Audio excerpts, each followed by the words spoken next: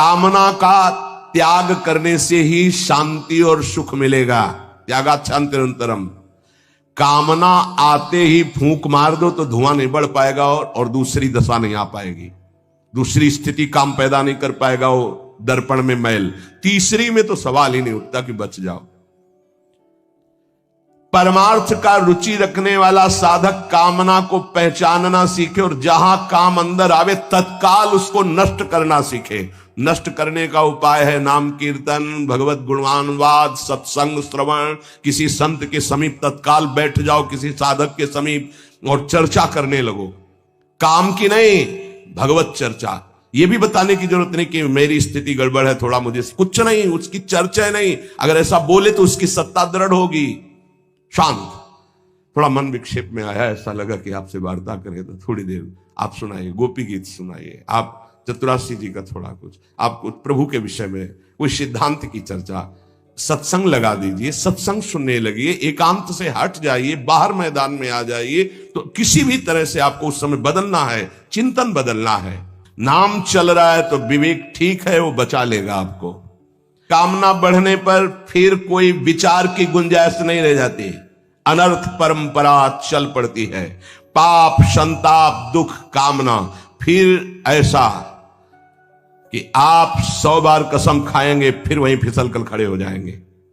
देख लीजिएगा, 1000 बार प्रतिज्ञा करेंगे, एक नहीं 1000 बार, और काम वहीं रौंद के गिरा देगा पक्का। पहली कदम पर यदि से रोकना सीख गए तो बाहर निकल जाएंगे। और हरि शरणागत है तो निकलना तो पड़ेगा ही, वहां टिकने तो देंगे नहीं। हरि इतने कृपाल है, पक्का जलाकर तुम्हारे हृदय को वहां से भगाएंगे, पक्का भगाएंगे। ऐसी गलती नहीं करूंगा, ऐसी गलती नहीं करूंगा, हे प्रभु क्षमा कर दो, चलो। और जहां फिर क्षमा हुआ तो फिर वो जब हृदय में उमगन आई तो फिर उधर ही की तरफ भागता है।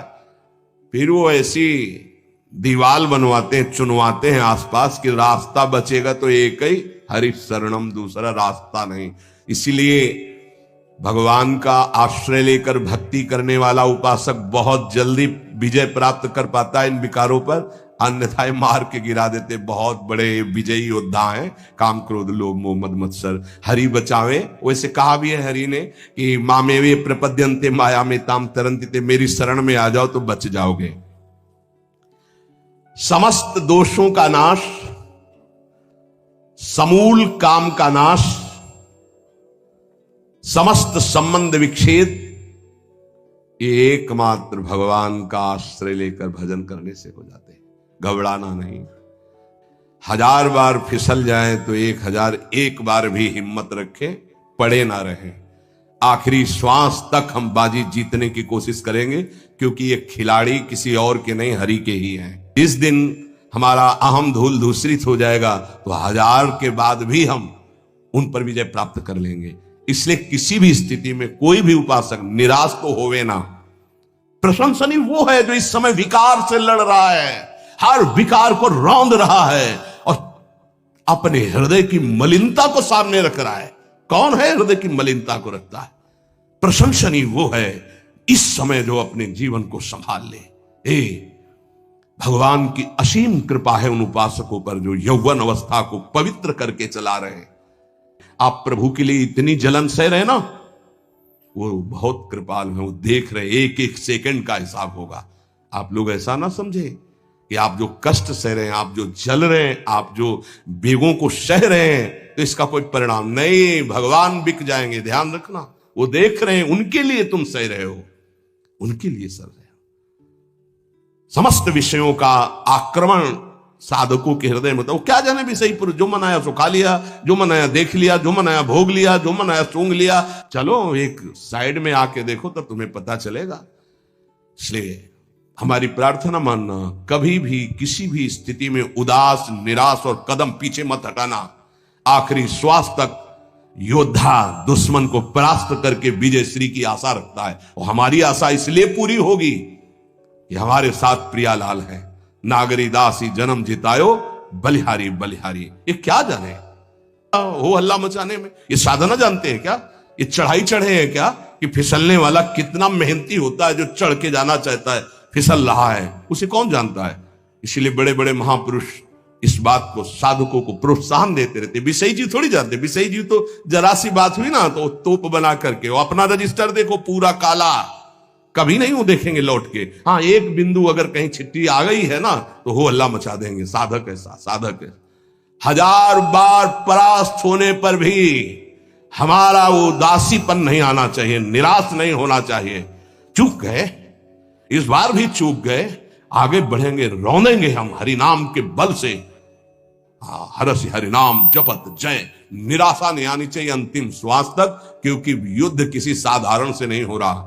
भगवान की शक्ति से संपन्न ये षड विकार हैं, कोई छोटे मोटे भगवान के पुत्र बने जाकर कृष्णावतार में। प्रद्युम्न कौन है? कामावतार, साक्षात काम प्रद्युम्न के रूप में अवतरित हो, भगवान के पुत्र रूप में।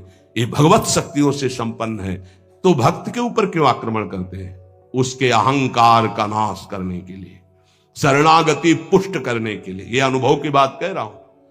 शरणागति में जहां कच्चाई होती तो वीर योद्धा घेरते हैं आसपास, तो हमारा मन भागता है प्रभु की शरण। त्राहिमाम, तो कहते आओ, हम ही ने तो लगाया है इनको, नहीं हम ना लगाते तो तुम अहंकार से फैल जाते। आओ, सच्ची कह रहे हैं, काम क्रोध लोभ हमारे बड़े सहायक हुए।